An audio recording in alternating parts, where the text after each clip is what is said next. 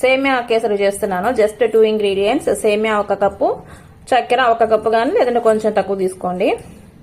ఇంకా కొన్ని dry fruits. బాండలో నెయ్యి వేసాను. ఇట్లా మొన్న క్యారెట్ హల్వా చేశాను కదా, దాంట్లో నెయ్యి బాగా ఉంటే అందుకని దాంట్లోనే చేస్తున్నాను. కొద్దిగా డ్రై ఫ్రూట్స్ ఫ్రై చేశాను, తీసి పెట్టేస్తాను. అలాగే సేమియాని లైట్గా కలర్ మారేంత వరకు మాడిపోకుండా జాగ్రత్తగా ఫ్రై చేసుకోవాలి. సిమ్లో పెట్టుకొని. కలర్ మారుతుంది, స్టవ్ ఆఫ్ చేసేసాను. ఇంకా దీన్ని కూడా తీసి పక్కన వేరే ప్లేట్లో పెట్టుకోవాలి.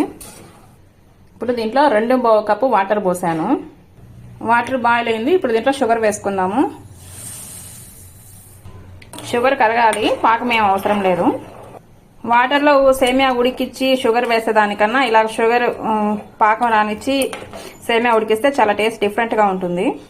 పాకం బాయిల్ అయింది. ఇప్పుడు సేమియా డ్రై ఫ్రూట్స్ వేసేస్తున్నాను. దగ్గర పడే వరకు ఉడికిస్తే సేమియా కేసరి